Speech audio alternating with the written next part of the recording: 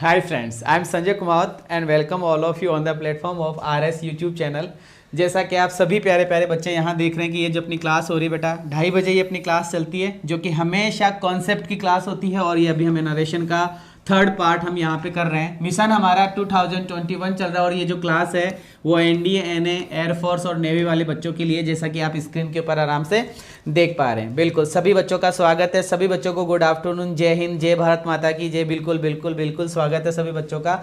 ये हमारी टीम है, जैसा कि आप देख रहे हैं। मैं आपको इंग्लिश पढ़ाता हूँ, सर आपको फिजिक्स पढ़ाते हैं, सर आपको मैथ्स पढ़ाते हैं। क्लियर है? आगे बढ़ रहे हैं। अगली स्क्रीन के ऊपर देख पा रहे हैं कि आपको ये जो यहाँ पे जो लेटर्स लिखे हुए हैं, इनका कहने का मतलब सिर्फ इतना ही है कि बेटा अगर आपको पीडीएफ चाहिए तो आपको टेलीग्राम का ये वाला ग्रुप ज्वाइन करना पड़ेगा, जिसमें लिखना होगा आपको टीम स्पेस आरएस सर और सारे लेटर कैपिटल है। और अपने उस जो ग्रुप है उसके अंदर लगभग 23 से 24,000 कैंडिडेट जुड़े हुए हैं, उनको आपको ज्वाइन करना है। अगर किसी बच्चे को अनअकैडमी पे जाना है तो बेटा बड़ा आसान है, प्ले स्टोर से आप अनअकैडमी का लर्निंग ऐप डाउनलोड कीजिए। ऐसा कुछ आइकन मिलेगा, उसको इंस्टॉल कीजिए, ओपन कीजिए। ओपन करने के बाद में बेटा आपको उसके अंदर रजिस्टर करना पड़ता है। और रजिस्टर आपको किससे करना होगा? आप अपने मोबाइल नंबर से उसको रजिस्टर करोगे और आफ्टर देन आपको ईमेल एड्रेस, जो जीमेल एड्रेस होता है, ईमेल एड्रेस होता है, वो आपको डालना पड़ेगा। उसके बाद में जो अगली प्रक्रिया है बेटा, आपको गोल चूज करना पड़ता है। और उस गोल के अंदर आपको गोल चूज करना है एनडीए, एयरफोर्स और नेवी वाला। और उसके अंदर आपको हमारी टीम की प्रोफाइल है वो नजर आ जाएगी। आप देख सकते हैं यहाँ पे सर्च के ऑप्शन में जाकर आप संजय कुमावत के नाम से मुझे सर्च करेंगे तो इस तरीके की मेरी प्रोफाइल आएगी, वहां जाके आप मुझे फॉलो कर सकते हैं। ठीक है, बिल्कुल। और जैसे ही आप अनअकैडमी पे जाओगे, आरएस सर की फोटो आ जाएगी, उस पे जाके क्लिक करना और वहां जाके आप अनअकैडमी पे जुड़ पाओगे। इसी प्रकार से मुकेश कुमार कुमावत के नाम से आप सर्च करेंगे तो आपके मैथ्स के टीचर जो मुकेश जी सर है, उनकी प्रोफाइल आपको नजर आ जाएगी। आपको वहां जाके फॉलो करना है अनअकैडमी के ऊपर। अब अगर अनअकैडमी का आपको प्लस का सब्सक्रिप्शन चाहिए बेटा, तो आपको ये वाला कोड यूज करना है, जिसमें आपको आरएस सर लाइव यूज करना है, जिससे आपको 10% इंस्टेंट डिस्काउंट मिल जाएगा। और उसी डिस्काउंट के अंदर जब आप उसका सब्सक्रिप्शन लेंगे 6 मंथ, यहां लिखा हुआ है 1 मंथ, 3 मंथ, 6 मंथ, आप 6 मंथ का जो सब्सक्रिप्शन लेंगे उसके अंदर आपको क्या क्या मिलेगा बेटा? आपको मैथ्स की क्लासेज मिलेगी, उसी के अंदर फिजिक्स की क्लासेज मिलेगी, उसी के अंदर इंग्लिश की क्लासेज मिलेगी। और जो आपका रागा का जो चैप्टर होता है बेटा, वो भी आपको इस प्लस के सब्सक्रिप्शन के अंदर मिल जाएगा। बिल्कुल, शाबाश मनीष स्वामी, तेरी बात मैं 20 बार पढ़ लिया हूं, अब कमेंट मत कर।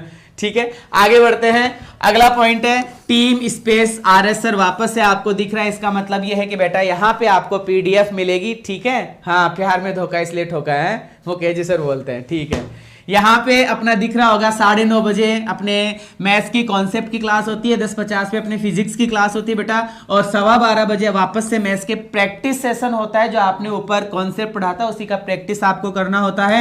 और 2:30 बजे जो अभी चल रहा है ये अपनी कॉन्सेप्ट की क्लास है। और इसके जस्ट बाद में लगभग अपना 4 बजे 1 घंटे की ये लगभग अपनी क्लास होती है। उसके बाद में 10-15-20 मिनट का गैप करते हैं और 4 बजे अपनी वापस से प्रैक्टिस सेशन होता है इंग्लिश का। ये अपनी क्लासेस का टाइम टेबल है बेटा। और अब मैं स्टार्ट कर रहा हूं अपनी क्लास को कंटिन्यू। देखते हैं बेटा इसमें क्या करना है और क्या नहीं, तो स्टार्ट करते हैं। मैंने आपको पढ़ा दिया था नरेशन, है ना? नरेशन के अंदर अपन ने सिंपल सेंटेंस पढ़ लिया। सिंपल सेंटेंस बोले तो कि सर जो इन्वर्टेड कॉमा में आता है और लास्ट में फुल स्टॉप आता है, वो हमने पढ़ लिया था। इसमें हमने पढ़ा था कि इन्वर्टेड कॉमा को हटाकर दैट लगाना होता है और दैट के बाद में अपना नियम होता है SHVO। ठीक है, इसमें क्या होता है सर, आरएस के अंदर 4 परिवर्तन होते हैं, जो मैंने आपको बहुत अच्छे से कई बार बता दिया कि सर हमें आरएस के अंदर फर्स्ट जो चेंज होता है वो पर्सन का करना पड़ता है। सेकंड जो चेंज होता है सर वो हमारा वर्ब का करना पड़ता है। थर्ड जो अपना चेंज होता है बेटा, कुछ वर्ड्स होते हैं, उन वर्ड्स का अपने को चेंज करना है। और लास्ट था सेंटेंस। कभी कभी पूरा का पूरा सेंटेंस ही चेंज नहीं होता है, ये बातें मैं कर चुका था। इसके बाद में यहां जो आरवी होता है इसके अंदर 10% चेंज होता है कि अगर आपको वाक्य में से नजर आता है तो हमें से करना पड़ता है, वाक्य में सेज नजर आता है तो हमें सेज ही करना पड़ता है, वाक्य में सेड नजर आता है तो हमें सेड ही करना होता है, ये कर लिए थे। फिर सेड टू नजर आता है तो टेल करना पड़ता है, सेज टू आता है तो टेल्स करना पड़ता है, और सेड टू आता है तो हमें टोल्ड करना पड़ता है। ये सारी चीजें हम पढ़ चुके थे सिंपल के अंदर। अब मैं जो पढ़ाने जा रहा हूं वो आगे की बात है, और आगे की बात है क्वेश्चन मार्क वाला सेंटेंस। सारे बच्चे गौर से देखेंगे, ये आपका कोई नरेशन का सेंटेंस है बेटा, ये लास्ट में क्वेश्चन मार्क है और ये इन्वर्टेड कॉमा में बंद है। इस सेंटेंस में सबसे बड़ी पहचान क्या है कि सर क्वेश्चन मार्क दिया हुआ है, और बेटा अगर क्वेश्चन मार्क दिया हुआ है तो ये इंट्रोगेटिव सेंटेंस है। ये कैसा सेंटेंस है बेटा? इंट्रोगेटिव सेंटेंस है। क्लियर है? ओहो रोहित रोहित रोहित, कोई बात नहीं बेटा, है ना, थोड़ा नेट का जो रिचार्ज होता है ना उसको थोड़ा बड़ा वाला करवा, 2 GB पर डे का करवा, है ना, फिर सारी क्लासेस तू देख पाएगा। चलिएगा, हम बात कर रहे हैं यहाँ पे क्या लिखा हुआ है कि सर यहाँ क्वेश्चन मार्क लिखा हुआ है, इसका मतलब हम इंट्रोगेटिव सेंटेंस पढ़ने जा रहे हैं बेटा। बहुत ही आसान है। सबसे पहले मैं आरवी समझा रहा हूं, समझिएगा, क्योंकि मैंने आप बच्चों को बताया कि आरवी के अंदर 10% चेंज होता है, वो भी वर्ब का चेंज होता है। बेटा वो क्या क्या चेंज होता है सारे बच्चे गौर से सुनेंगे। अगर आपको वाक्य में से नजर आए तो आप नरेशन बनाते समय से कर देना। अगर आपको वाक्य में से टू नजर आ जाए, सॉरी सेज नजर आ जाए, सेज, तो आप वाक्य में क्या कर देना? सेज कर देना। देख लीजिए, से आने पर से करना है, ठीक है, से आने पर क्या करना बेटा? से करना। देखो वापस से लिख देता हूं मैं यहाँ पे, इन सबको हटाकर वापस से देखिएगा, लिख रहा हूं मैं। अगर आपको वाक्य में से नजर आए तो नरेशन बनाते समय आपको से करना है। वाक्य में अगर सेज नजर आए तो नरेशन बनाते समय आपको सेज ही करना है। और अगर आपको वाक्य में सेड नजर आए तब बेटा आपको वाक्य में सेड ही करना पड़ता है, या फिर आप आस्क्ड भी कर सकते हैं। कब? जब वाक्य में क्वेश्चन मार्क आए तो। पहला पॉइंट। दूसरा पॉइंट, अगर वाक्य में आपको से टू नजर आए, वाक्य में आपको सेज टू नजर आए और वाक्य में आपको सेड टू नजर आए, say to, says to, said to, बेटा ये टू लगाने का मतलब सिर्फ एक ही है कि इनके जस्ट बाद में ऑब्जेक्ट आता है। इनके जस्ट बाद में क्या आता है बेटा? ऑब्जेक्ट आता है। बड़ा आसान है, बड़ा ही सरल है। देख लीजिए कि सर से टू आए तो हमें आस्क करना होगा, सेज टू आए तो हमें ASK आस्क करना होगा, और सेड टू आए सर तो हमें आस्क्ड करना होगा। क्या करना होगा? आस्क्ड। क्या ये एक बात आपको समझ में आ गई? दिनेश शिहाग सर PDF बेटा नहीं मिलेगी, है ना, PDF जैसा कुछ है ही नहीं मेरे पास, लिखवा रहा हूं बस और कुछ नहीं है। देखिएगा, से आने पर क्या है कि सर से है, सेज आने पर क्या है बेटा कि सर सेज ही होगा, और सेड आने पर क्या होगा कि सर सेड भी कर सकते हैं और आस्क्ड भी कर सकते हैं, डिपेंड करता है सेंटेंस के ऊपर। यहां पर देखिए ज्यादातर ये पूछा जाता है कि सर से टू आए तो कि आस्क करेंगे, सेज टू आए तो कि सर आस्क करेंगे, और सेड टू आए तो कि सर हमें आस्क्ड करना होगा। क्या ये बातें आपको समझ में आ गई? क्लियर है? बफरिंग हो रही है? हाँ थोड़ी बहुत प्रॉब्लम है बेटा, अभी 1 मिनट में वापस से सही हो जाएगी, डोंट वरी। हल्की सी बफरिंग है, आई नो, दिख रहा है मुझे भी, कोई नहीं, ठीक है। हाँ थोड़ा सा दोबारा ले लूंगा बेटा, हाँ बिल्कुल कोई दिक्कत नहीं है। क्लियर है? क्लियर है? हाँ कोई नहीं, अभी वापस से सही हो जाएगी, देखना एक बार, है ना। तो रिपीट कर रहा हूं, आगे चलते हैं, आगे वाले पॉइंट पे अपन बात करते हैं, आगे वाले पॉइंट पे अपनी बात करते हैं, देखते हैं क्या है और क्या नहीं है। आगे वाले पॉइंट पर अपन बात करते हैं, बिल्कुल।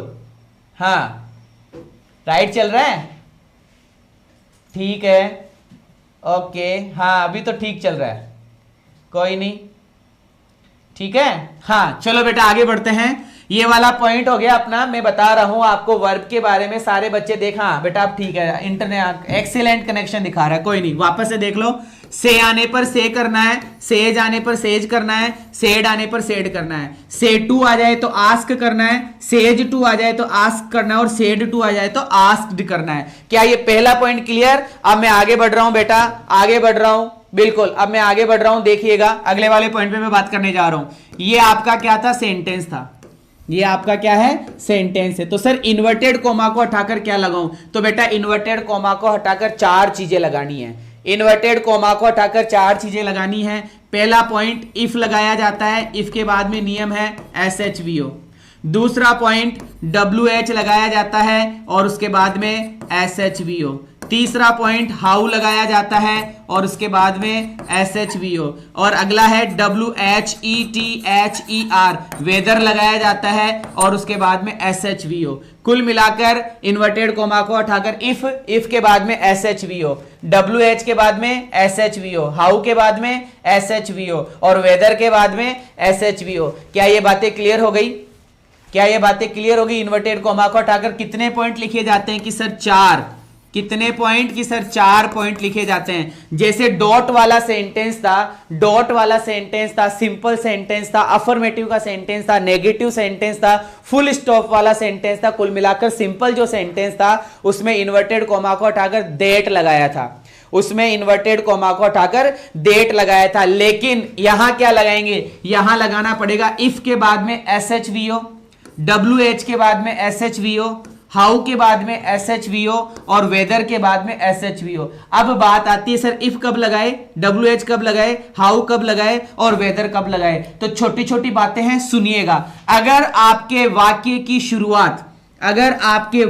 शुरुआत WH शब्द से हुई, अगर आपके वाक्य की शुरुआत WH शब्द से हुई तो आपको इन्वर्टेड कोमा को हटाकर WH लगाना है। मान लो आपके वाक्य की शुरुआत वॉट से हुई तो बेटा आपको वॉट लगाना है। आपके वाक्य की शुरुआत Y से हुई तो आपको Y लगाना है। आपके वाक्य की शुरुआत whom से हुई तो आपको whom लगाना है। आपके वाक्य की शुरुआत where से हुई तो आपको where लगाना है। आपके वाक्य की शुरुआत WH नामक शब्द से हो रही है तो वो जो WH है वो का वही आपको उतारना है और उसके बाद में नियम क्या लगेगा? SHVO।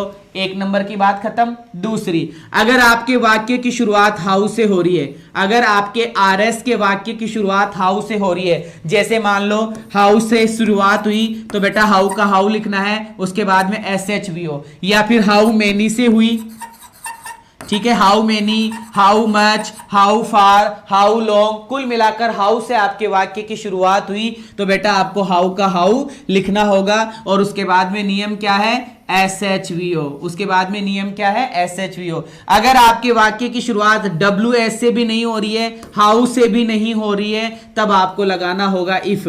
तो आपको क्या लगाना होगा? इफ, और इफ के बाद में SHVO, उसके बाद में SHVO। और लास्ट एंड फाइनल है, अगर आपके वाक्य के अंदर आगे जाके और या और नॉट आ रहा है, आगे जाकर आपके वाक्य में और या और नॉट आ रहा है, आगे जाकर आपके वाक्य में और या और नॉट आ रहा है, तब आपको वेदर लगाना होगा। तब आपको वेदर लगाना होगा बेटा, तब आपको क्या लगाना होगा? वेदर। एक बच्चा कमेंट कर रहा है कि सर SHVO क्या है? इसका मतलब बेटा तू आज पहली बार ही क्लास में आया है, क्योंकि आज पढ़ाते हुए 16 दिन हो गए और 16 दिन में SHVO की चर्चा हमेशा करा हूं। S का मतलब सब्जेक्ट होता है, H का मतलब हेल्पिंग वर्ब होती है, V का मतलब मेन वर्ब होती है, O का मतलब ऑब्जेक्ट होता है। कोई बात नहीं, दोबारा से फिर से और देख लेंगे। क्या ये दूसरा पॉइंट आपका क्लियर हो गया? क्या ये दूसरा पॉइंट आपका क्लियर हो गया?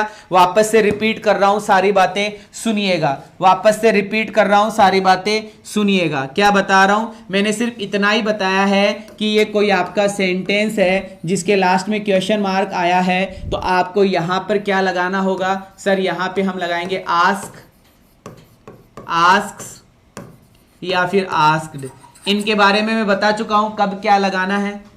यहां क्या क्या लगाना होगा कि सर यहां लगेगा इफ के बाद में SHVO, या फिर WH के बाद में SHVO, या फिर हाउ से शुरू हो तो हाउ के बाद में SHVO।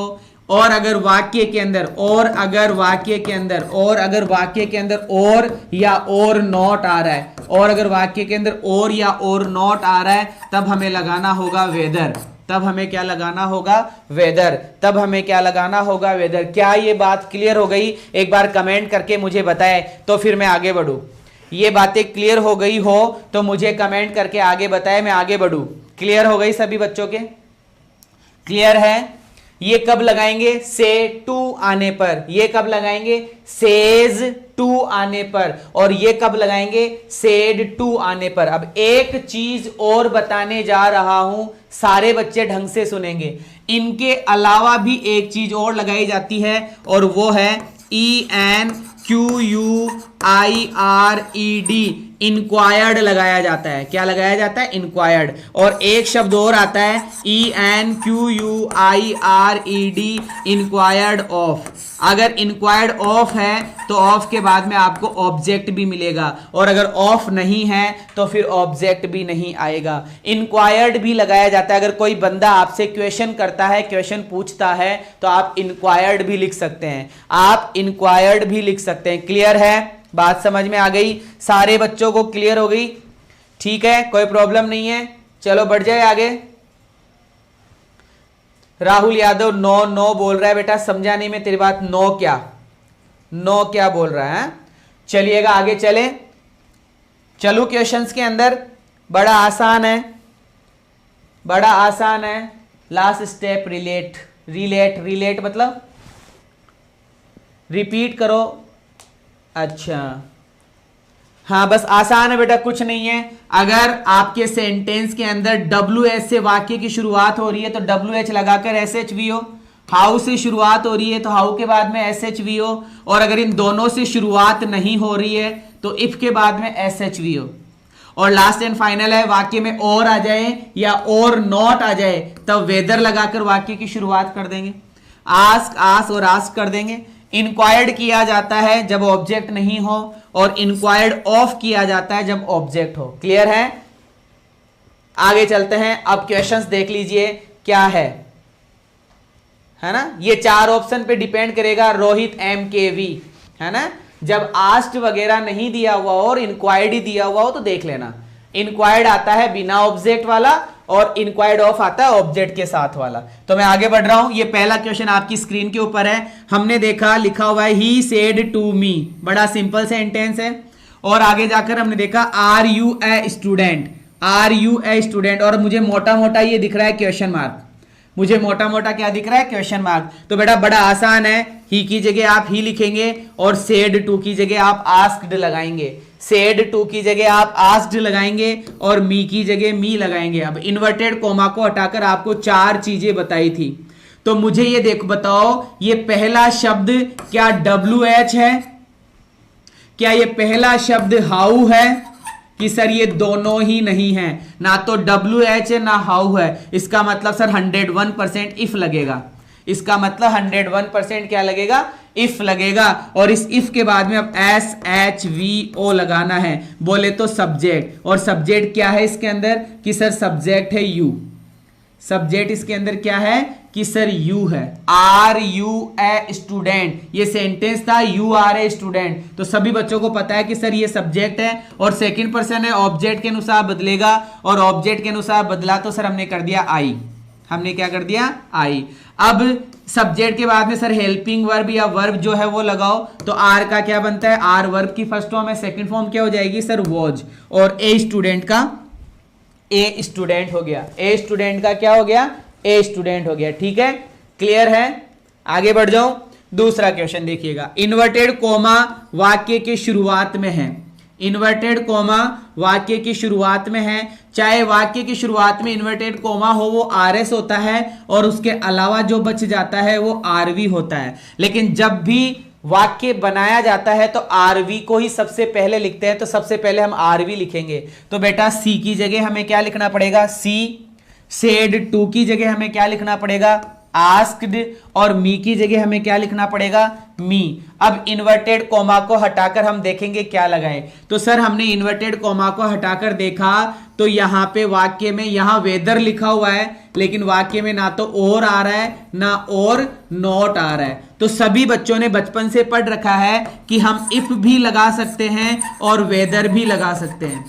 हम इफ भी लगा सकते हैं और वेदर भी लगा सकते हैं, कोई गलती नहीं है। लेकिन अगर वाक्य में और नॉट लिखा हुआ है तो फिर कुछ और नहीं लगेगा, वेदर ही लगेगा। रिपीट कर रहा हूं, मेरे शब्दों को दोबारा से सुनिएगा।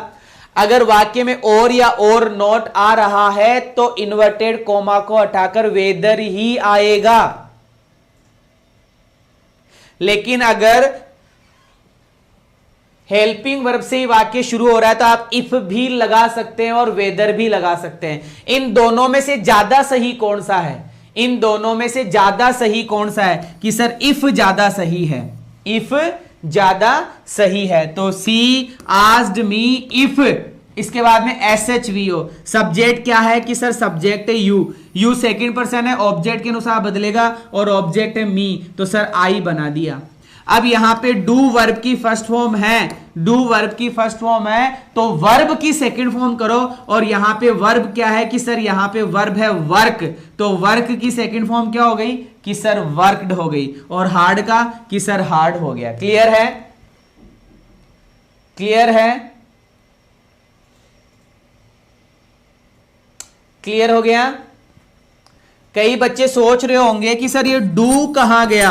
बेटा डू क्या है कि सर डू हेल्पिंग वर्ब है, यहां इस वाक्य में डू हेल्पिंग वर्ब है, तो डू तो हट जाता है और जो वर्ब आई हुई होती है उस वर्ब को सेकंड फॉर्म में बदल देते हैं। जो वर्ब आई हुई होती है उसको वर्ब को सेकंड फॉर्म में बदल दिया जाता है।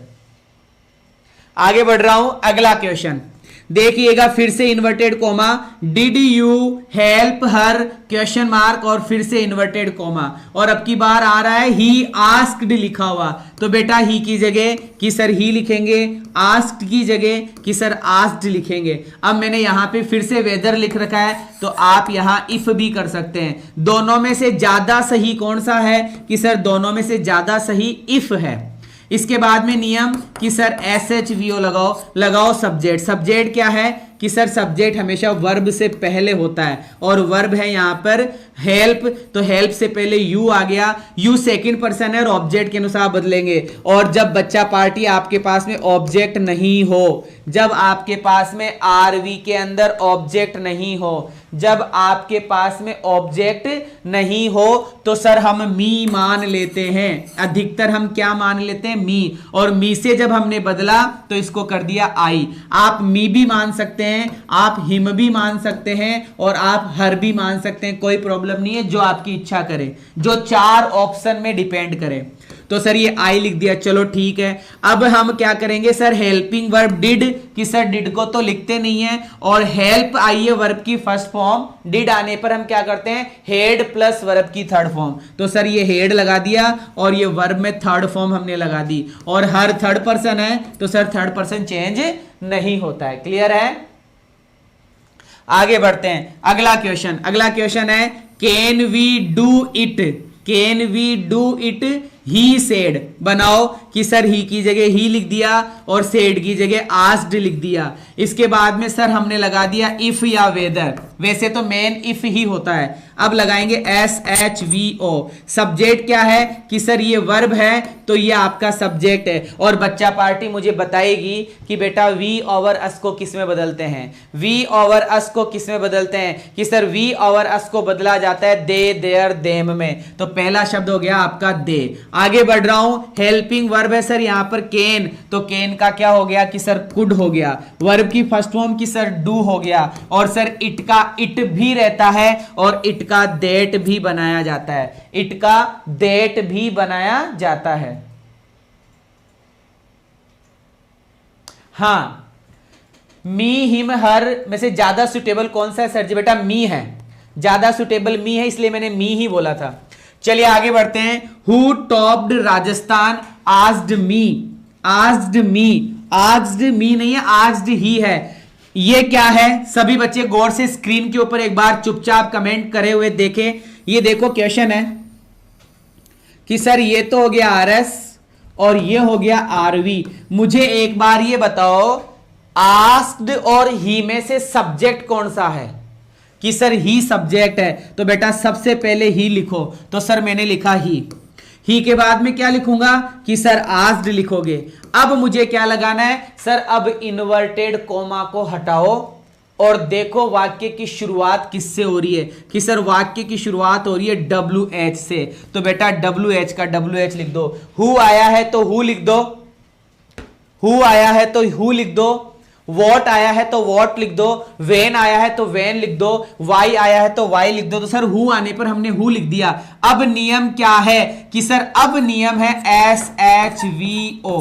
अब नियम क्या है? SHVO, सब्जेक्ट लगाना है, और सभी बच्चों को पता है कि हु सब्जेक्ट है, क्योंकि ये वर्ब है तो ये सब्जेक्ट हुआ ना। पैसिव वॉइस में पढ़ाया था बहुत अच्छे तरीके से कि जब ये वर्ब है तो वर्ब से पहले सब्जेक्ट होता है जिसको हम लिख चुके हैं। जिसको हम लिख चुके हैं। अब लगाओ हेल्पिंग वर्ब। ये कौन सी वर्ब है कि सर ये वर्ब की सेकंड फॉर्म है, और बच्चा पार्टी वर्ब की सेकंड फॉर्म को किस में बदलते हैं कि सर हेड प्लस वर्ब की थर्ड फॉर्म में बदलते हैं। किस में बदलते हैं? हेड प्लस वर्ब की थर्ड फॉर्म में। और राजस्थान की जगह क्या लिखा जाएगा? राजस्थान लिखा जाएगा। तो हु लिख दिया, उसके बाद में हेल्पिंग वर्ब हेड, टॉप्ड लिख दी टॉप्ड की जगह, और राजस्थान की जगह आपने राजस्थान लिख दिया। क्लियर है? बट हाउ आए तो, अरे हाउ आए तो हाउ लिख दे, हाउ आए तो हाउ लिख दे।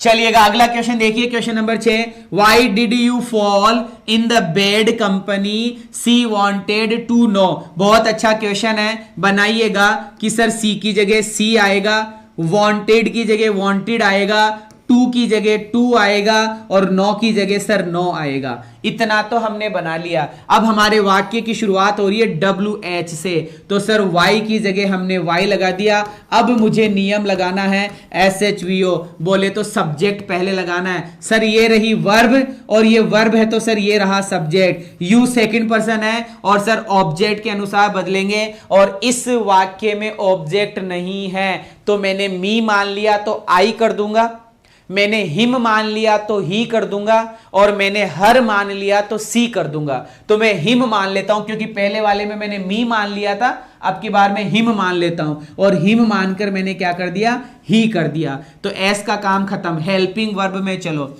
सर यहां पर हेल्पिंग वर्ब है डिड, और सभी बच्चों को पता है कि सर डिड आने पर क्या किया जाता है। अगर हेल्पिंग वर्ब के रूप में डिड है तो सर हेड प्लस वर्ब की थर्ड फॉर्म की जाती है। तो ये हेड हो गई, और सर ये वर्ब की थर्ड फॉर्म होगी फॉल की थर्ड फॉर्म फॉलन, और सर इनकी जगह इन कर दिया, द बेड की जगह द बेड कर दिया, और सर कंपनी की जगह हमने कंपनी कर दिया, और सर ये पूरा सेंटेंस हमने बना लिया। कोई प्रॉब्लम है?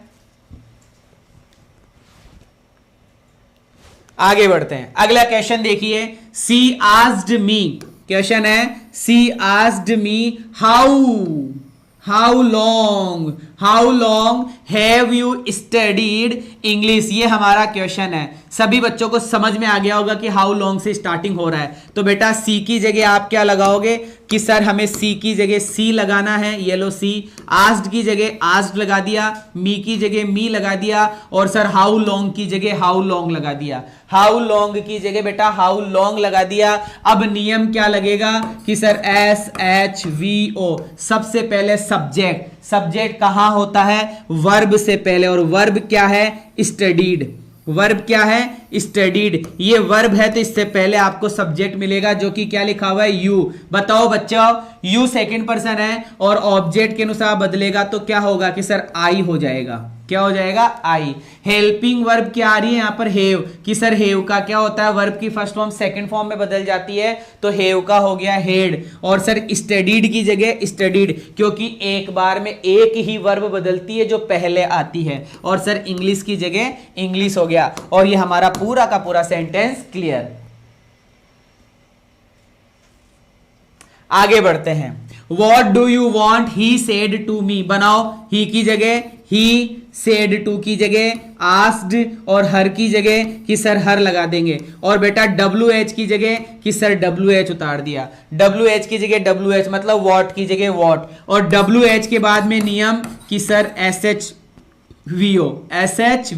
सबसे पहले सब्जेक्ट लगाओ, तो सर ये रही वर्ब, और वर्ब से पहले रहा सब्जेक्ट यू, और यू सेकंड पर्सन है, और ऑब्जेक्ट के अनुसार बदला तो सी हमने कर दिया। चलो ठीक है। हेल्पिंग वर्ब क्या है कि सर हेल्पिंग वर्ब है डू, और सभी बच्चों को पता है कि जब हेल्पिंग वर्ब डू होती है तो मेन वर्ब को सेकंड फॉर्म में बदला जाता है। मेन वर्ब को सेकंड फॉर्म में बदला जाता है, तो वांट का हो गया वांटेड, और ये आपका सेंटेंस पूरा। He asked her what she wanted।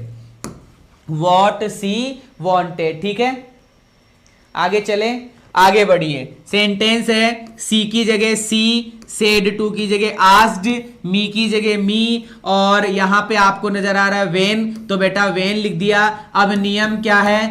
SHVO है। सबसे पहले सब्जेक्ट लगाओ, यू है तो यू के अनुसार आपने आई कर दिया, क्योंकि आपका ऑब्जेक्ट मी है। और सभी बच्चों को पता है विल लिखा हुआ है यहाँ पे क्या लिखा हुआ आ रहा है? विल लिखा हुआ आ रहा है, तो विल का हमने क्या बना दिया? सर विल का हमने शुड कर दिया, क्योंकि आई के साथ में किसका यूज किया जाता है? टेंस हुआ ना, ये टेंस हुआ। सभी बच्चों को पता है कि यू के साथ में विल लगाया जाता है, यू के साथ में क्या लगाया जाता है, विल। तो ये टेंस है, ये टेंस है, इसका मतलब मॉडल नहीं है, टेंस है। टेंस है तो सर हम टेंस के अकॉर्डिंग बदल देंगे। आई के साथ में सेल लगाया जाता है तो शुड कर दिया, और सर गो का गो, टू का टू, और योवर का क्या बन गया कि सर माई बन गया, स्कूल का स्कूल, और टुमारो का क्या होता है कि सर टुमारो का होता है द नेक्स्ट डे। लेकिन द नेक्स्ट डे से ज्यादा अच्छा शब्द क्या माना जाता है, द फॉलोइंग डे। तो यहां पे हमारा जो वर्क होगा वो होगा द फॉलोइंग डे का। द फॉलोइंग डे ज्यादा सही है, द फॉलोइंग डे ज्यादा सही है।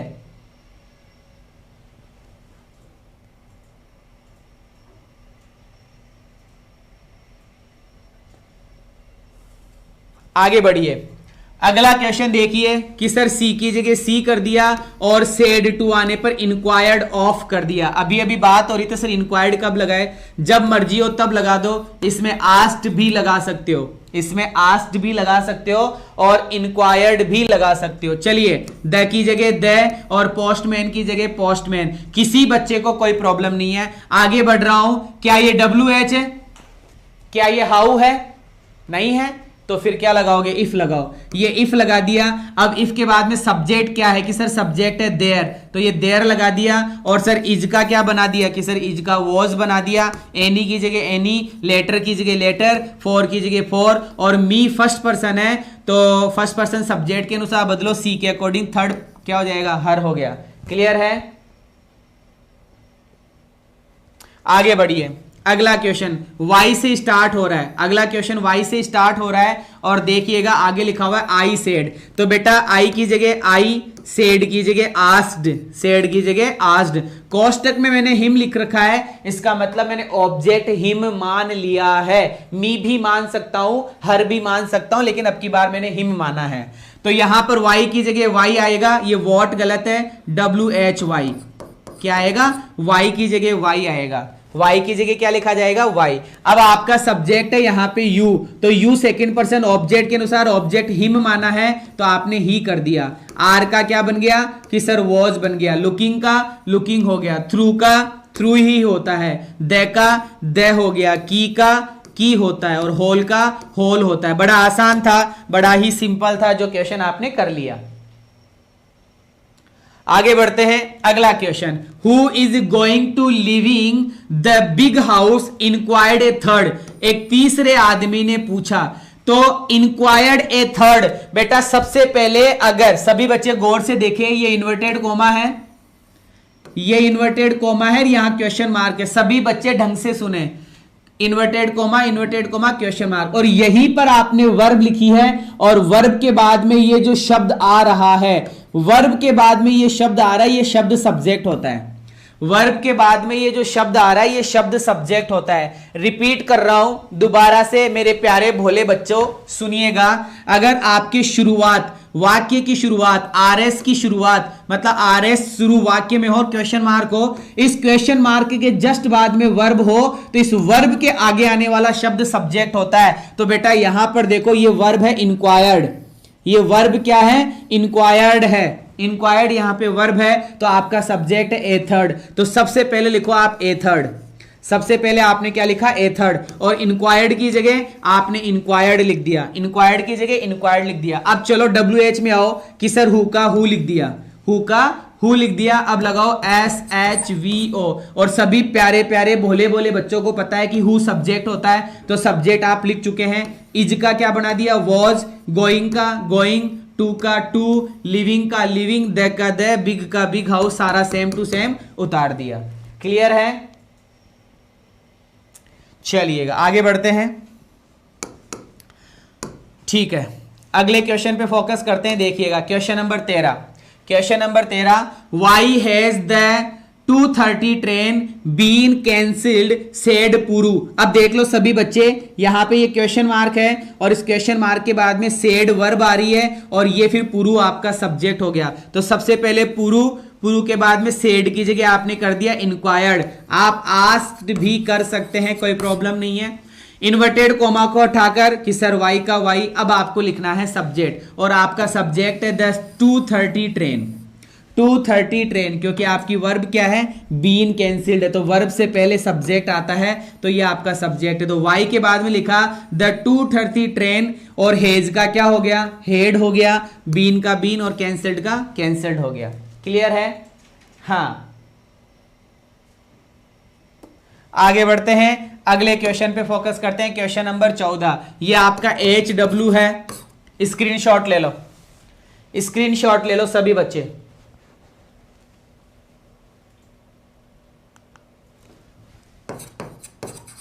ये भी स्क्रीनशॉट ले लो।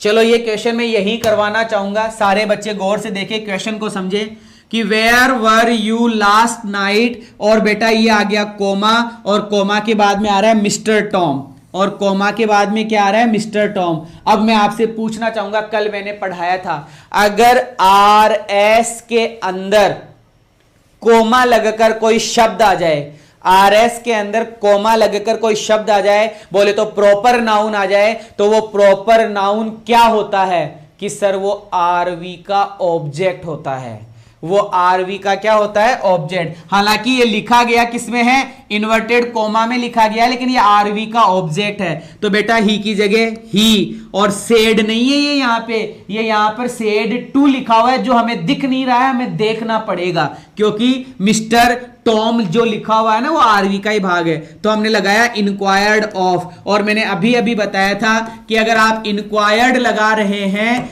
तो इसके बाद में ऑब्जेक्ट नहीं आएगा, और अगर आप ENQUIRED इंक्वायर्ड ऑफ लगा रहे हैं तो भैया ऑब्जेक्ट आएगा। तो ये आ गया sir object mister Tom, he inquired of mister Tom.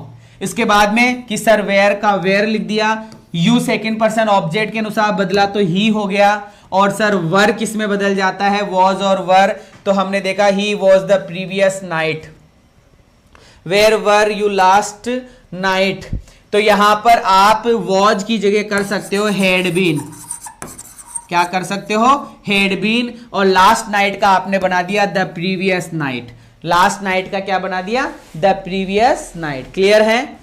चलिएगा, ये क्वेश्चन आपका HW का है, और ये 17वां नंबर का क्वेश्चन हम करने जा रहे हैं, बहुत इंपॉर्टेंट सेंटेंस है। 17वें नंबर का जो सेंटेंस करने जा रहे हैं वो बहुत ही इंपॉर्टेंट सेंटेंस है। सारे बच्चे एक बार इसका स्क्रीनशॉट ले लें, फिर हम पढ़ते हैं।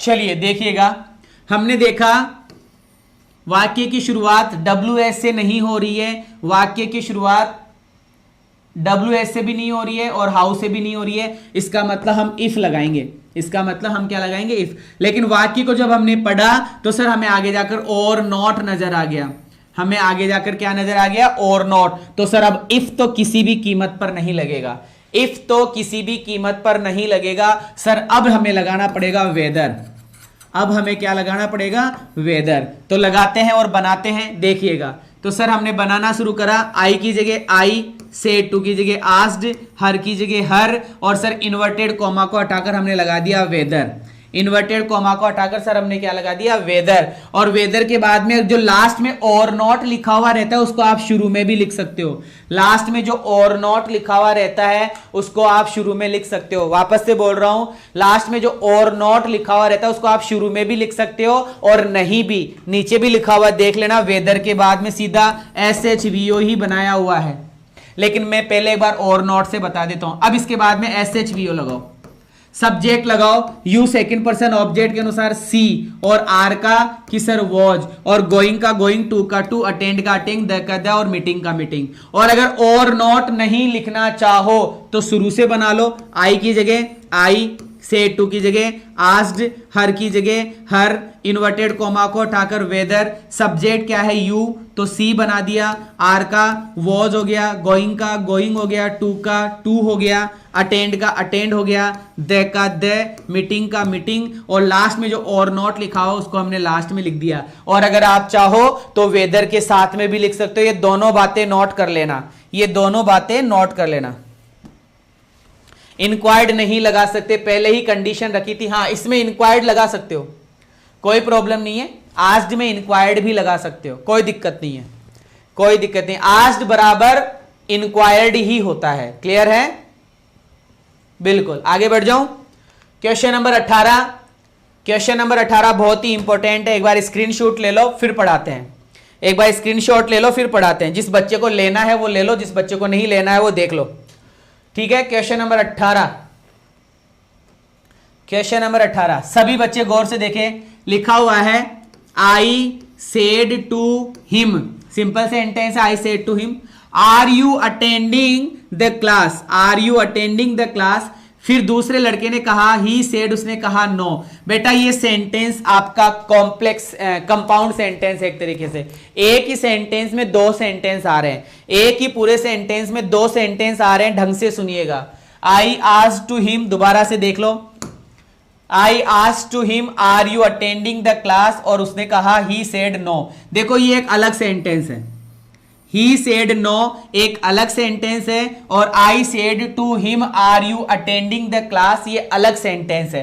पहले पहला सेंटेंस बना लेते हैं, फिर दूसरा बना लेंगे। पहले की शुरुआत करते हैं कि सर आई की जगह कि सर आई, सेड टू की जगह कि सर आस्क्ड, हिम की जगह कि सर हिम, इन्वर्टेड कॉमा को हटाकर कि सर इफ, यू की जगह कि सर ही कर देंगे, थर्ड पर्सन से बदल कर कर लेंगे। यू सेकंड पर्सन ऑब्जेक्ट के अनुसार बदला तो ही हो गया। आर की जगह सर वॉज हो गया, अटेंडिंग की जगह अटेंडिंग हो गया, द की जगह सर द हो गया, और क्लास की जगह क्लास हो गया। मतलब सिंपल सेंटेंस तो हमने बना लिया, सिंपल सेंटेंस तो हमने बना लिया। अब हमारे पास में सेंटेंस आ रहा है ही सेड नो या फिर he said yes, he said no या फिर ही सेड यस। बनाएंगे, बड़ा आसान है कि सर जैसे ही नो लिखा हुआ हो उसका आंसर फिक्स्ड होता है, उसका आंसर फिक्स्ड होता है। Replied that he was not, ये फिक्स आंसर है, या फिर रिप्लाइड इन द नेगेटिव, ये दो फिक्स है भाई साहब। नो बोलते ही लिखना होगा replied that he was not, या फिर लिखना होगा replied in the negative, replied in the negative, replied in the negative. ठीक है?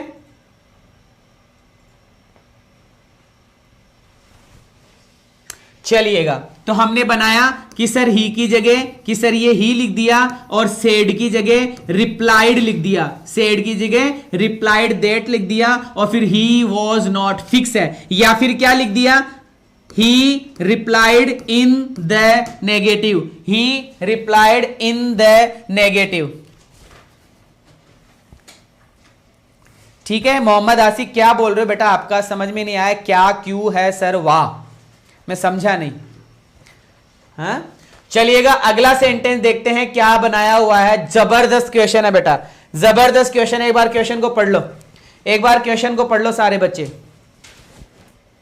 अब ये थोड़े से एडवांस लेवल के क्वेश्चन है, अब ये थोड़े से एडवांस लेवल के क्वेश्चन है।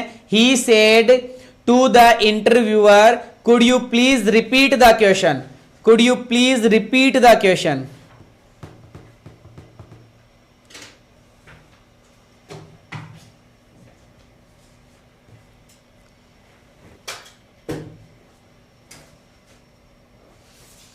ये थोड़ा अलग सा क्वेश्चन है, इंपॉर्टेंट क्वेश्चन है, स्क्रीनशॉट ले लिया होगा। अब मैं आगे बढ़ रहा हूं, सुनिएगा। क्वेश्चन है ही सेड, किसी व्यक्ति ने कहा, टू द इंटरव्यूअर, इंटरव्यू लेने वाले को, इंटरव्यूअर को कहा कि कुड यू प्लीज, और जहां बच्चों प्लीज नामक शब्द आ जाता है, सुनिएगा ढंग से, जहां पर प्लीज नामक शब्द आ जाता है वहां रिक्वेस्ट होती है, जहां प्लीज नामक शब्द आ जाता है वहां रिक्वेस्ट होती है। और पेसिव वॉइस में भी बहुत अच्छे से पढ़ा था कि प्लीज आते ही रिक्वेस्ट करनी पड़ती है। तो ठीक है, प्लीज रिपीट करो द क्वेश्चन, ये हमारा क्वेश्चन है, और लास्ट में क्वेश्चन मार्क नजर आ रहा है, इसका मतलब इंट्रोगेटिव सेंटेंस है। इसका मतलब कौन सा सेंटेंस है? इंट्रोगेटिव सेंटेंस है। तो बेटा अब आस्क्ड नहीं लगेगा, बनेगा तो सेम वैसे ही, लेकिन आस्क्ड नहीं लगाएंगे, आपको लगाना होगा ही की जगह ही, और सेड टू की जगह रिक्वेस्टेड। लिखो, अगर इंट्रोगेटिव सेंटेंस में रिक्वेस्ट का भाव हो, अगर इंट्रोगेटिव सेंटेंस में रिक्वेस्ट का भाव हो, रिक्वेस्ट का भाव पता चल जाएगा प्लीज से। अगर इंट्रोगेटिव सेंटेंस में रिक्वेस्ट का भाव हो तो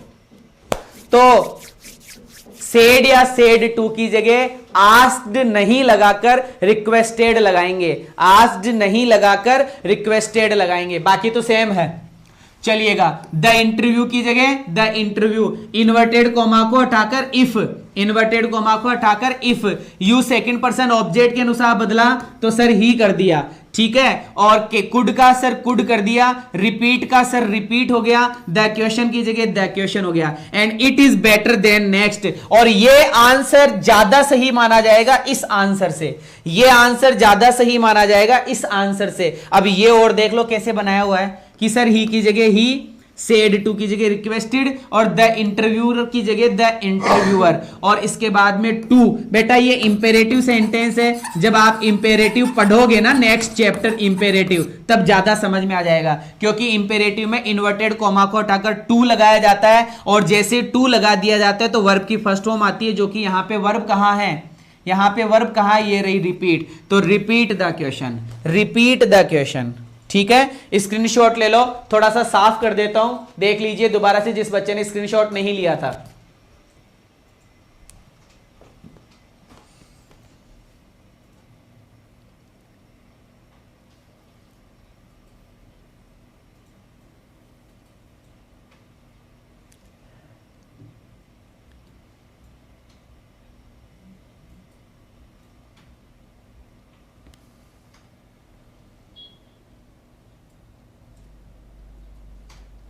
क्लियर है? आगे बढ़ जाओ, अगला क्वेश्चन देखिएगा। अगला क्वेश्चन नहीं है, क्वेश्चन पूरा हो गया, अब अगला चैप्टर स्टार्ट होगा। लेकिन दोबारा से एक बार फिर से मैं बता दूं, अगर कोई वाक्य could you, would you, will you, could you, will you, would you से शुरू हो और उनमें रिक्वेस्ट का भाव हो, तो बनता तो इंट्रोगेटिव ही है, लेकिन सेड या सेड टू की जगह रिक्वेस्टेड किया जाता है, सेड या सेड टू की जगह क्या किया जाता है, रिक्वेस्टेड किया जाता है। क्लियर है? आगे बढ़ रहे हैं, अगले पॉइंट पे चलते हैं। अब नरेशन पढ़ेंगे इंपेरेटिव सेंटेंस का। अब नरेशन पढ़ने जा रहे हैं इंपेरेटिव सेंटेंस का, तीसरा सेंटेंस पढ़ने जा रहे हैं, क्योंकि नरेशन 5 प्रकार के हैं, अफर्मेटिव जैसा, इंट्रोगेटिव जैसा, इंपेरेटिव, ऑप्टेटिव और एक्सक्लेमेटरी, और मैं अब ये तीसरा पढ़ा रहा हूं इंपेरेटिव सेंटेंस। सबसे पहले आप ये समझे कि इंपेरेटिव सेंटेंस दिखता कैसा है, जो कि मैं पैसिव वॉइस में पढ़ा चुका हूं। वर्ब की फर्स्ट फॉर्म से शुरू होता है, वाक्य डोंट से शुरू होता है, वाक्य लेट से शुरू होता है, वाक्य लेट अस से शुरू होता है, वाक्य में प्लीज या काइंडली आता है, वाक्य में क्या आता है, प्लीज या काइंडली आता है। ये सारी की सारी चीजें इंपेरेटिव है, ये सारी की सारी चीजें क्या है बेटा, इंपेरेटिव सेंटेंस की है, ठीक है। और इंपेरेटिव सेंटेंस में सेड या सेड टू की जगह, इंपेरेटिव सेंटेंस में सेड या सेड टू की जगह, इंपेरेटिव सेंटेंस में सेड या सेड टू की जगह COMMANDED, कमांडेड या ORDERED, ऑर्डर्ड लगाया जाता है, या फिर लगाया जाता है REQUESTED, या फिर लगाया जाता है FORBIDDEN, फॉरबिडन, या फिर लगाया जाता है एडवाइज्ड, ADVISED, या फिर लगाया जाता है ASKED। ये 1 2 3 4 5, ये 5 चीजें लगाई जाती है इंपेरेटिव सेंटेंस में सेड या सेड टू की जगह, सेड या सेड टू की जगह ये 5 चीजें लगाई जाती है, सेड या सेड टू की जगह ये 5 चीजें लगाई जाती है, कमांडेड या ऑर्डर्ड, रिक्वेस्टेड, फॉरबिडन, एडवाइज्ड और आस्क्ड, और क्या, आस्क्ड। रिपीट कर रहा हूं, वापस से देखिएगा, अगर आपके वाक्य की शुरुआत इंपेरेटिव सेंटेंस की है तो इन्वर्टेड कोमा मतलब सेड या सेड टू की जगह कमांडेड या ऑर्डर्ड, रिक्वेस्टेड, फॉरबिडन, एडवाइज, ठीक है, और आस्क्ड लगाया जाता है। और क्या लगाया जाता है बेटा, आस्क्ड लगाया जाता है,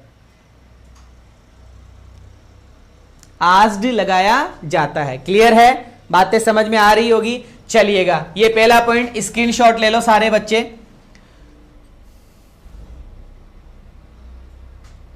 आगे बढ़ते हैं, अगला पॉइंट है, ये हमारा सेंटेंस था और मैंने बता दिया कि इंपेरेटिव सेंटेंस कैसा होता है। इंपेरेटिव सेंटेंस कैसा होता है मैंने समझा दिया। यहां क्या लगता है वो बता चुका हूं कि सर यहां लगाया जाता है COMMANDED, कमांडेड लगाया जाता है, ORDERED ऑर्डर्ड लगाया जाता है, REQUESTED रिक्वेस्टेड लगाया जाता है, ADVISED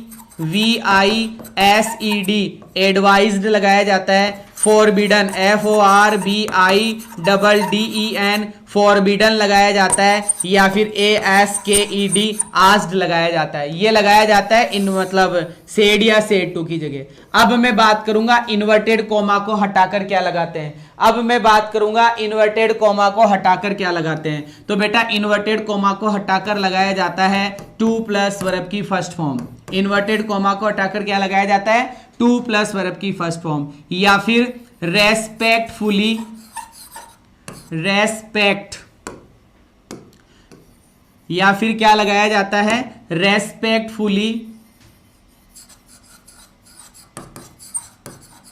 रेस्पेक्टफुली 2+ वर्ब की फर्स्ट फॉर्म, रेस्पेक्टफुली 2+ वर्ब की फर्स्ट फॉर्म, या लगाया जाता है NEVER नेवर 2+ वर्ब की फर्स्ट फॉर्म, नेवर 2+ वर्ब की फर्स्ट फॉर्म, या लगाया जाता है नॉट 2+ वर्ब की फर्स्ट फॉर्म, या फिर लगाया जाता है ऑलवेज, ऑलवेज 2+ वर्ब की फर्स्ट फॉर्म। ये सब चीजें लगाई जाती है। इन्वर्टेड कॉमा को हटाकर कुल मिलाकर 2+ वर्ब की फर्स्ट फॉर्म लगाई जाती है। कुल मिलाकर क्या लगाई जाती है 2+ वर्ब की फर्स्ट फॉर्म लगाई जाती है। कुल मिलाकर 2+ वर्ब की फर्स्ट फॉर्म, 2+ वर्ब की फर्स्ट फॉर्म, 2+ वर्ब की फर्स्ट फॉर्म, 2+ वर्ब की फर्स्ट फॉर्म और 2+ वर्ब की फर्स्ट फॉर्म मेन लगाई जाती है। क्लियर है, बात समझ में आ गई। दोबारा से रिपीट कर रहा हूं, सारे बच्चे ढंग से सुनेंगे कि सर सेड या सेड टू को हटाकर तो ये लगाया जाता है, लेकिन इन्वर्टेड कॉमा को हटाकर 2+ वर्ब की फर्स्ट फॉर्म, रेस्पेक्टफुली 2+ वर्ब की फर्स्ट फॉर्म, नेवर 2+ वर्ब की फर्स्ट फॉर्म, नॉट 2+ वर्ब की फर्स्ट फॉर्म, ऑलवेज 2+ वर्ब की फर्स्ट फॉर्म। तो एक बात तो ये क्लियर हो गई सर कि 2 के बाद में वर्ब की फर्स्ट फॉर्म आती ही आती है। 2 के बाद में वर्ब की फर्स्ट फॉर्म आती ही आती है। क्लियर है,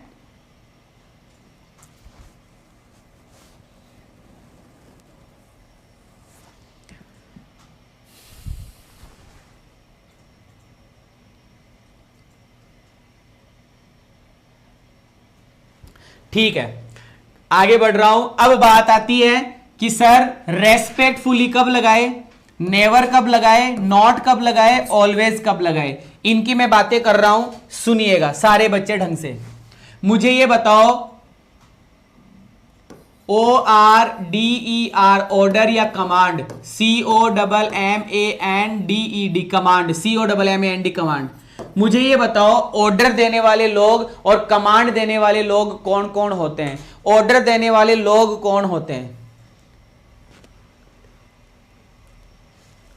ऑर्डर देने वाले लोग कौन होते हैं बताइएगा।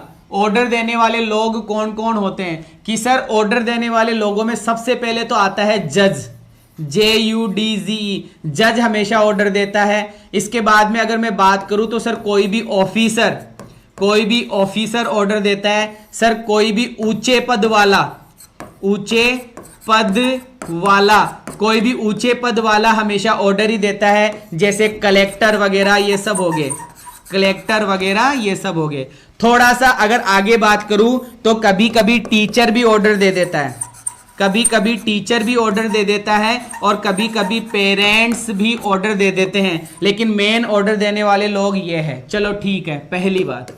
दूसरी बात, एडवाइस देने वाले लोग कौन कौन हैं, एडवाइस देने वाले लोग कौन कौन है कि सर एडवाइस देने वाले में सबसे मेन आदमी होता है एडवाइस देने वाला, DOCTOR, डॉक्टर मेन एडवाइस देता है। सर डॉक्टर के बाद में बात करूं तो LAWYER, लॉयर भी एडवाइस ही देता है। अगर मैं कहूं तेरे को जैसा जैसा बोलना है तो मैं तेरे को बचा लूंगा, वरना मैं नहीं बचा पाऊंगा, वो एडवाइस देता है।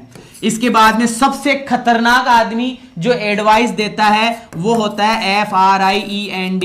ये जो शब्द है ना बहुत ही खतरनाक शब्द है, इसका मुकाबला आज तक पूरी दुनिया में कोई नहीं कर पाया और ये सबसे खतरनाक एडवाइजर होता है, ठीक है ना। तो थोड़ा ध्यान से देख लीजिएगा।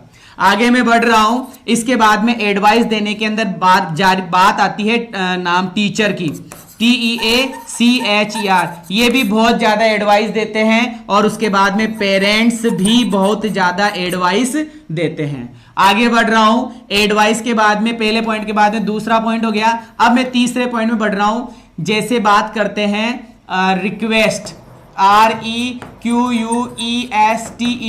रिक्वेस्टेड कब लगाओगे कि सर जब वाक्य में प्लीज या काइंडली होगा, जब वाक्य में प्लीज या काइंडली होगा तो हम रिक्वेस्टेड लगा देंगे। जब वाक्य में प्लीज या काइंडली होगा तो हम रिक्वेस्टेड लगा देंगे। या फिर कोई बेगर बोले BAGGER, या फिर कोई सर्वेंट बोले SERVANT सर्वेंट बोले, या कोई छोटे पद वाला या फिर कोई छोटे पद वाला कुछ बोले, या फिर कोई छोटे पद वाला कुछ बोले तो रिक्वेस्टेड होती है। तो क्या होती है सर? रिक्वेस्टेड होती है। फिर आगे बढ़ता हूं, रिक्वेस्टेड के आगे एक बार फिर से रिपीट कर दूं, ऑर्डर देने वाले लोग कौन कौन होते हैं कि सर जज ऑर्डर देता है, ऑफिसर ऑर्डर देता है, ऊंचे पद वाला व्यक्ति ऑर्डर देता है, कलेक्टर ऑर्डर देता है, और कभी कभी टीचर और पेरेंट्स भी ऑर्डर देते हैं। एडवाइस देने वाले में डॉक्टर है, लॉयर है, फ्रेंड है, और सर टीचर और पेरेंट्स भी ऑर्डर दे देते हैं। रिक्वेस्ट के अंदर सर प्लीज आने पर रिक्वेस्टेड करेंगे, काइंडली आने पर रिक्वेस्टेड करेंगे, बेगर, सर्वेंट या छोटा पद वाला कोई भी व्यक्ति आ जाए तो भी हम क्या करेंगे सर? ओ रिक्वेस्टेड ही करेंगे। तीनों पॉइंट हो गए। आगे चलता हूं, आगे बढ़ रहा हूं, तीसरे के बाद में चौथे पॉइंट पे चलते हैं। देखिएगा, अब मैं बताने जा रहा हूं फॉरबेड, फॉरबिड, फॉरबिडन, है ना। फॉरबेड की बात कर रहा हूं, FORBADE, फॉरबेड। इसका हिंदी में अर्थ होता है मनाही। इसका हिंदी में अर्थ क्या होता है? मनाही। अगर वाक्य नेगेटिव है, अगर वाक्य क्या है? नेगेटिव है, तो आपको फॉरबेड लगाना होगा। अगर आपका वाक्य नेगेटिव, नॉट होने पर आपको फॉरबेड लगाना है। नॉट होने पर आपको क्या लगाना है? फॉरबेड लगाना है। लास्ट एंड फाइनल है ASKED, आस्क्ड कब लगाना है? जब सेंस का पता नहीं चले, जब SENSE सेंस का पता नहीं चले, जब सेंस का पता नहीं चले तब आस्क्ड लगाना है। जब सेंस का पता नहीं चले तो आस्क्ड लगाना है। जब सेंस का पता नहीं चले तो आस्क्ड लगाना है। ये सारी बातें हो गई। अब आगे बढ़ रहा हूं, इन्वर्टेड कोमा को हटाकर, टू प्लस वर्ब की फर्स्ट फॉर्म। रेस्पेक्टफुली कब लिखेंगे? Respectfully plus two plus verb की फर्स्ट फॉर्म कब लिखेंगे? जब वाक्य में सर या मैडम हो। जब वाक्य में सर या मैडम हो तो रेस्पेक्टफुली लिखा जाएगा। जब वाक्य में, ये किंग शर्मा पागल है क्या यार? ऐसे बहुत बुरा लगता है कि सर शुरू से बता दो। मैं बेवकूफ हूं क्या? शुरू से ही पढ़ा रहा हूं यार। तू लेट आया है, मैं क्या करूं? हैं? लिखने से पहले कोई हलवा है क्या? जाए जैसे मन में लिख दो, दोबारा देख ले इसको यार, दिमाग खराब करता है। जब वाक्य में, इतना बेसिक से कोई नहीं पढ़ाएगा जितना मैं पढ़ा रहा हूं। वीडियो देख दोबारा से, कमेंट मत कर, बोलने से पहले सोचो। देखिएगा, लिखा हुआ है रेस्पेक्टफुली। क्या लिखा हुआ है? रेस्पेक्टफुली। कब लगाएंगे रेस्पेक्टफुली? जब वाक्य में सर या मैडम हो। जब वाक्य में क्या हो? सर या मैडम हो। जब वाक्य में सर या मैडम हो तो हमें रेस्पेक्टफुली लगाना पड़ेगा। ये पहला था, ये दूसरा था। तीसरा है नॉट वाला। तीसरा क्या है? नॉट वाला। नॉट के साथ में टू प्लस वर्ब की फर्स्ट फॉर्म कब लगाएंगे? नॉट के साथ में टू प्लस वर्ब की फर्स्ट फॉर्म कब लगाएंगे? जब वाक्य डोंट से चालू हो। जब वाक्य में डोंट हो। जब वाक्य में क्या हो, डोंट हो। जब वाक्य में डोंट हो, जब वाक्य में क्या हो, डोंट हो, तो नॉट टू प्लस वर्ब की फर्स्ट फॉर्म लगाई जाती है। नॉट टू प्लस वर्ब की फर्स्ट फॉर्म लगाई जाती है। नॉट टू प्लस वर्ब की फर्स्ट फॉर्म लगाई जाती है। और चौथा है ऑलवेज और नेवर कब लगाए, NEVER। ऑलवेज और नेवर कब, ऑलवेज और नेवर टू प्लस वर्ब की फर्स्ट फॉर्म कब, जब वाक्य में ऑलवेज या नेवर हो। जब वाक्य में ऑलवेज या नेवर हो, ठीक है, जब ऑलवेज या नेवर हो। क्लियर है। अब एक बार वापस से रिपीट कर रहा हूं, सारी बातें सुनिएगा सारे बच्चे, कि वापस से देखिएगा एक बार यहां से कि सर ऑर्डर्ड कब लगाएंगे, जब जज कुछ बात बोले, ऑफिसर कोई बात बोले, ऊंचे पद वाला कोई बात बोले, या कलेक्टर कोई बात बोले, या टीचर कोई बात बोले, या पेरेंट्स कोई बोले, तो आपको ऑर्डर्ड लगाना है सेड या सेड टू की जगह। डॉक्टर कुछ बोले, लॉयर कुछ बोले, फ्रेंड बोले, टीचर बोले या पेरेंट्स बोले, तो आपको सेड या सेड टू की जगह लगाना है एडवाइज्ड। अगर वाक्य में प्लीज हो, काइंडली हो, बेगर कुछ बोले, सर्वेंट कुछ बोले, या छोटे पद वाला व्यक्ति कुछ बोले, तो आपको लगाना होगा सेड या सेड टू की जगह रिक्वेस्टेड। वाक्य में डोंट दिया हुआ है, वाक्य में मनाही दी हुई है, वाक्य में मना करने का भाव है, वाक्य में डोंट है, तो सर आपको लगाना होगा सेड या सेड टू। सेड या सेड टू की जगह फॉरवर्ड। और नॉट होने पर हटा दो, नॉट होने पर क्या कर देंगे, हटा देंगे। आस्क्ड कब लगाएंगे सेड या सेड टू की जगह, जब वाक्य के सेंस में क्या हो, सेंस पता नहीं चले। जब वाक्य में सेंस का पता नहीं चले, जब वाक्य में सेंस का पता नहीं चले, तो आपको आस्क्ड लगाना है। इन्वर्टेड कॉमा को हटाकर टू प्लस वर्ब की फर्स्ट फॉर्म। लेकिन रेस्पेक्टफुली कब लगाएंगे, जब वाक्य में सर या मैडम हो, तो सर या मैडम को हटा देते हैं और टू प्लस वर्ब की फर्स्ट फॉर्म से पहले रेस्पेक्टफुली लगा देते हैं। नॉट कब लगाना है, जब वाक्य में डोंट आए। जब वाक्य में डोंट आए तो हमें टू प्लस वर्ब की फर्स्ट फॉर्म से पहले नॉट लगाना होगा। और ऑलवेज और नेवर कब लगाए, जब वाक्य में ऑलवेज हो या नेवर हो, तब हमें यह लगाना है। क्लियर है। हाँ, बाकी सारी की सारी चीजें आपको सेंटेंस से पता चल जाएगी, बाकी सारी चीजें आपको सेंटेंस से पता चल जाएगी। और ये इंपेरेटिव सेंटेंस है जिनके बारे में मैं आपसे कल चर्चा करूंगा, जिनके बारे में मैं आपसे कल चर्चा करूंगा। मैंने पूरा इंपेरेटिव लगभग 80% पढ़ा दिया, इंपेरेटिव 80% पढ़ा दिया। अब 20% बचा हुआ है जो एडवांस लेवल का है, जो मैं सेंटेंस आता जाएगा और मैं तुम्हें समझाता जाऊंगा। ये अभी तक जितना मैंने पढ़ाया, जो 5वीं कक्षा से नरेशन स्टार्ट हो जाता है और 12th क्लास तक चलता है, उतना मैं पढ़ा चुका हूं। और 12th क्लास के बाद में क्या नरेशन आता है, वो मैं सेंटेंस टू सेंटेंस आपको पढ़ाता रहूंगा। मैं उम्मीद करूंगा कि आपको मेरे द्वारा पढ़ाया गया ये सारा कॉन्सेप्ट क्लियर हुआ होगा। मैंने पहले भी कहा था पीडीएफ नहीं मिलेगी, आप स्क्रीनशॉट लेते हुए चलना। पीडीएफ जहां मुझे देनी होगी उस जगह मैं आपको पीडीएफ दे दूंगा, लेकिन नरेशन में ऐसा कुछ है नहीं कि मैं आपको पीडीएफ दूं। क्लास अच्छी लगी हो तो शेयर कीजिएगा, लाइक कीजिएगा, कमेंट कीजिएगा। और अभी 4 बजे मिलते हैं, अभी आपसे 4 बजे, अभी आप सभी बच्चों से 4 बजे मिलते हैं 4 PM। उसके अंदर हम फिल इन द ब्लैंक्स की क्लास लेकर आए हैं, फिल इन द ब्लैंक्स, जिसके अंदर भी हम कॉन्सेप्ट ही पढ़ रहे हैं, जिसके अंदर भी हम नॉर्मल कॉन्सेप्ट्स पढ़ रहे हैं। और ये हमारी 2nd नंबर की आज की क्लास होगी, 1st की कल हो चुकी थी। क्लियर है। कमेंट बॉक्स के अंदर आपका प्यार मुझे नजर आ जाना चाहिए। आप जितना मुझसे मुझे पसंद करते हैं, मेरी टीचिंग स्टाइल आपको अच्छी लग रही है, तो बेटा कमेंट करके जरूर बताइएगा। Thank you so much, thank you so much.